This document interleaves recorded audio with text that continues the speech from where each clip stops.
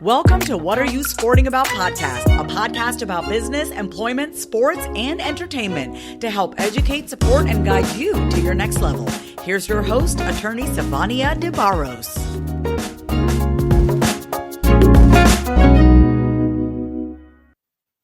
Hi guys, it's Sivonnia DeBarros, the protector of athletes here. And today I have Gary Santaniello on the line today, who is a freelance journalist and has written a lot about sports. So welcome to the show today, Gary. Thank you very much, Sivonnia. Glad to be here. I'm so happy that you joined me. So I ran across one of your articles about Black Girl Hockey Club and how they are trying to integrate these hockey seats and aiming next for the C-suites. And this was a story that you did in the New York Times. So can you tell me a little bit about that and how you got a hold of that story? Well, I do a lot. I'm a freelance journalist, and I do a lot of hockey for the New York Times. And well over a year ago, for some reason, the only thing I do on Twitter is hockey. And for some reason, I noticed I was being followed by the Black Girl Hockey Club. So I checked them out. I go, that sounds interesting. Mm-hmm. Started following them, and one thing led to another. I go, there's a story here. My editor at the time thought there was too. Last February, I went down to one of their meetups in Raleigh. The story was all set to run back in early March. Mm-hmm. The coronavirus got in the way, and finally we got it to run a few weeks ago. Nice. So was that the first time you had heard about this particular club? It was. And this would have been not that long after Renee started it. Okay. So I've kind of followed their progress for, basically it's been 2 years since Renee started it. I've probably been following them for at least a year and a half. Okay. Now, so hockey is not a predominantly racially integrated sport. So when I saw this article, it's so amazing because it put me in the mind of NASCAR and how a lot of their racers had come up and out speaking against racism and the social injustices that have been taking place. COVID-19 put people almost in a bubble to where they had to sit down and listen and truly look at everything that's happening around them. And so a lot of people, even in sports that are not super racially diverse, has taken a stand to really, say, look, we are not condoning this type of behavior. So to see someone who's taking action in a sport that's not racially diverse, although it's not in the aspect of the athletes themselves, but also doing things around that sport is also important. So this is amazing. So what impact has it had, this particular organization in its 2 years since it's formed? Well, and all the credit goes to Renee. Her idea was a pretty simple one at the beginning. She goes, I like to go to hockey games, but there aren't many women like me there. Mm-hmm. So she sent out a message on social media saying, anyone else out there like me? And I think she was stunned by how many responded, not by the responses themselves, but how many Black women and then women of color and even white women across the country understood what she was talking about. Right. And, very quickly she was able to build this network, which probably, within the past year, got the attention of the NHL to the degree that, she was included on a league conference call because they realized she could help them mm-hmm. and would have some important viewpoints on how to, one, diversify, and two, combat the existing racism in the sport. Right. And, it also will help the team to bring on more additional potential viewers, people who may buy actual tickets to the game. But, Absolutely. When you don't have that diversity or environment where it feels inclusive of everyone. Some people, they may like it, but they may shy away from it because they are the only one, Exactly. So I have a funny story for you. Long time ago, I played soccer. I was a little girl, and where I grew up, I was the only Black person on the team, and then I was the only girl, but I was good. Yeah. I was so good, but I didn't want to play because there was no one like me on the team. So I felt isolated. And I remember asking my mom if I can quit, and she told me, it was basically my decision, but I could. But throughout my life, and the more I rose and achieved, educational level, I found myself being the only one, the only Black person or the only Black woman in the room. And so it's so important to create communities where it broadens the pool of all types of people, where it will also bring an interest, not just for a hockey team, but for anything. Exactly. Now, God bless your mom. True that. God bless her. So, what is your take on participation in the sport of hockey among people of color? Do you think this is an area where we can start to see some diversification here? Well, I think that the best hope is at the youth level, where young Black girls are getting into the sport, and finding that, hey, I'm not the only one, or that it is more welcoming than it used to be. Yeah. When I was at the meetup in Raleigh, there were 2 local women who brought their daughters, both biracial, and they've what they said is, look, we want them to be around. The reason they went is they wanted them to see that there were other people who looked like them, who loved hockey. So, what's driving them first is their love for hockey. And, second, they're realizing, hey, we want more people who look like us in the sport. So I think it's more of a bottom up than a top down, because the more players of color who play in youth hockey, in college hockey, it's going to bubble up to the NHL, to the point where, last night, the number 2 pick in the NHL draft, the highest Black player ever taken, number 2 by the LA Kings. So it's changing. It is changing. That's awesome. That's really awesome, because I don't even, and I'm really trying to dig here. I don't even recall seeing a women's hockey team. Well, that's the interesting thing, is that women's hockey is a relatively new sport, especially on the bigger stages.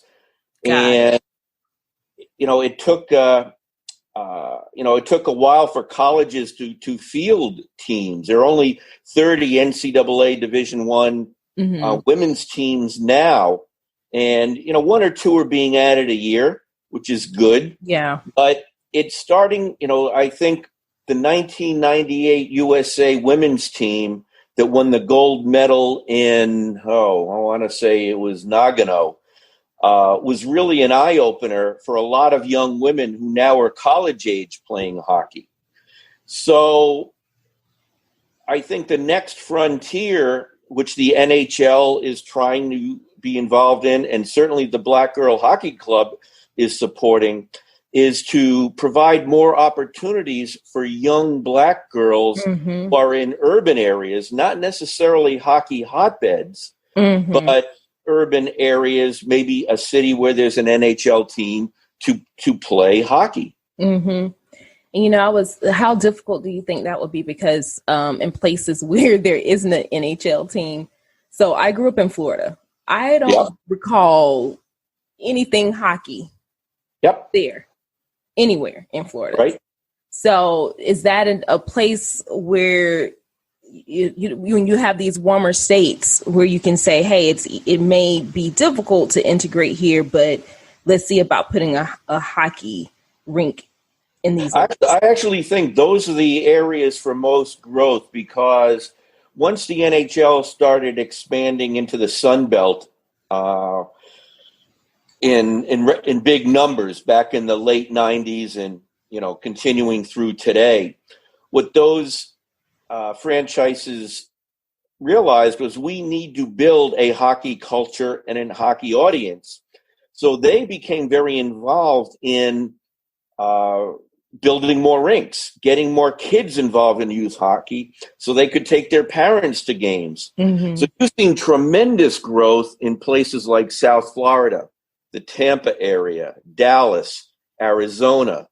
The Carolina Hurricanes have a tremendous youth program, whereas, you'd say hockey in Raleigh, North Carolina, but, they're at they're right up there with one of the top 5 or 6 emerging markets for hockey and for youth hockey. That's amazing, because I did not know that. Yeah, Pittsburgh is a great market, but in particular, they are finding that within their arena is on the edge of an urban area, and for people, anyone who wants to play hockey in that area, let alone little girls, the closest hockey rink is about 20 miles. Yeah. So they're trying to work to get rinks located in areas where they traditionally haven't been. Yeah. And where it'd be easier too for, say, if you have a working class family where both parents are out of the house for extended periods of time, you want the children to be able to commute there through public transportation, safely to get to places. So no, that's huge. That's huge. I just never had thought about with this Black Girl Hockey Club before I saw it. I'd never thought that it was a sport really for Black people. I'm just being honest, because the Black athletes who do play hockey, normally you don't see that. You don't see an inclusive environment around them, so you don't think that the fans themselves would also be included in the game. And that's what Renee and many others like her found. Like, talking to Renee, she'd go to a game, didn't see many Black people of color. People of color, but she also would hear comments like, not just, "Hey, what are you doing? What are you doing here? Why are you at a hockey game? Right. Shouldn't you be at Celtics aren't playing here." Those kind of things.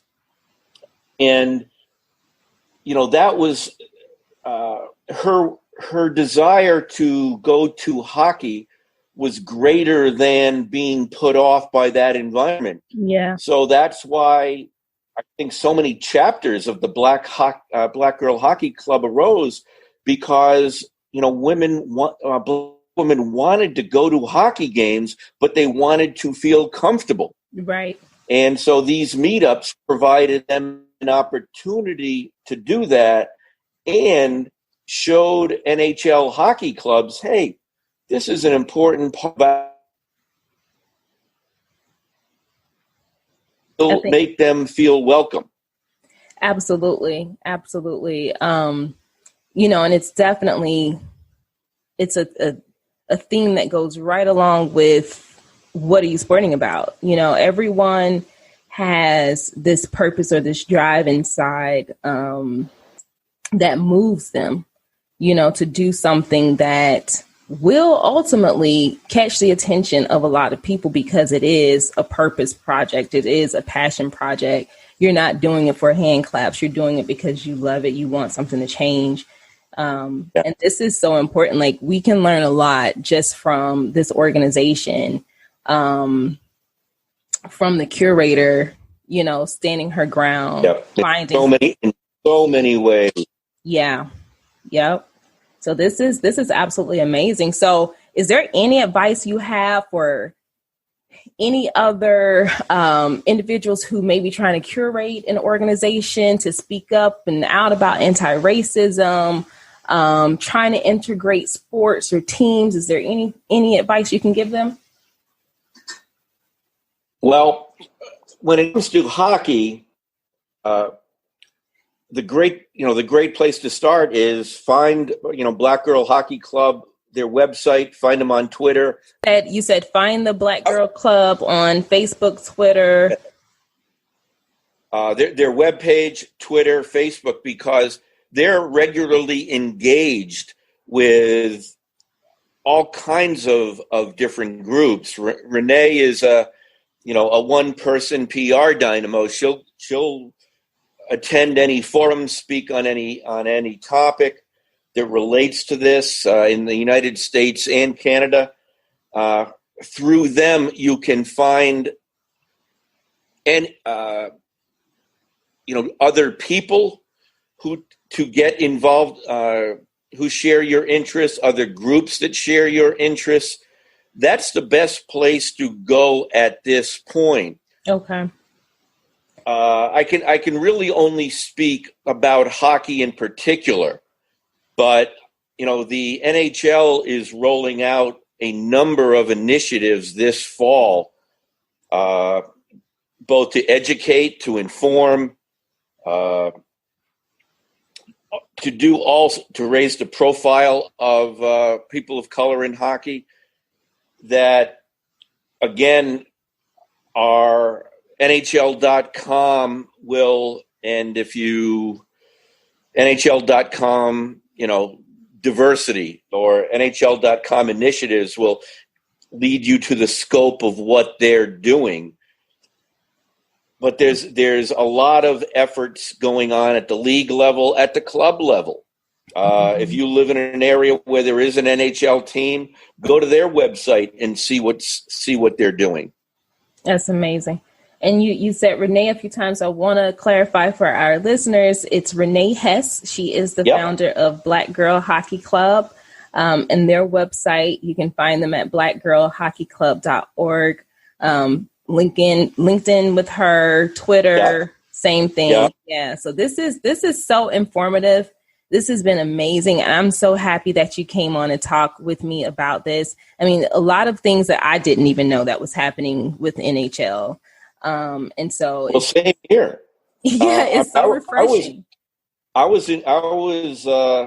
just amazed by, just what Renee and the club has done in the 6, 7, 8, 9 months that I've been following them. Mm-hmm.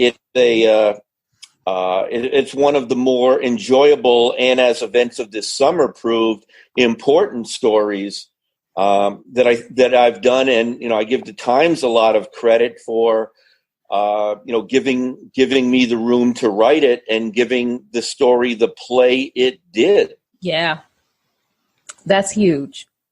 That is really huge, Gary. We need more stories like this, and we need more Renees. Yes, more Renees and less stories of the sad stuff, because this is good stuff. This is happy stuff. And it shows that we are moving in the right direction, not just as people who love sports, but people of these communities in this nation. We are moving in the right direction. So this is amazing. I agree. I hope there are more opportunities to write about it, because I certainly haven't left this story behind. I follow them closely. Oh, good. So yeah, if we hear of anything, we will definitely give you a ring and let you know. Okay. And it's easy to find my contact information through the story links on the Times. And if I can help anyone in any way or point them in the right direction, I'm more than happy to do it. We so appreciate you, Gary. Thank you so much again for coming on. And this will wrap up our time together. And I look forward to connecting with you further. Thanks, Sivonnia. Keep fighting the good fight. Absolutely. Thank you. Take care. Thanks for joining us this week on What Are You Sporting About podcast. Make sure to visit our website, prosportlawyer.com, where you can subscribe to the show in iTunes, Stitcher, or whatever your favorite platform is, so you'll never miss a show. And while you're at it, if you found value in the show, we'd appreciate a rating on iTunes or iHeartRadio. Or if you'd simply tell a friend about the show, that would help us out too. If you like the show, you might want to check out our book, What Are You Sporting About? Attorney Sivonnia DeBarros is available for private consulting at sldebarros.com. And remember, we're here to educate, support, and guide you in your journey to success, because we're all sporting about something.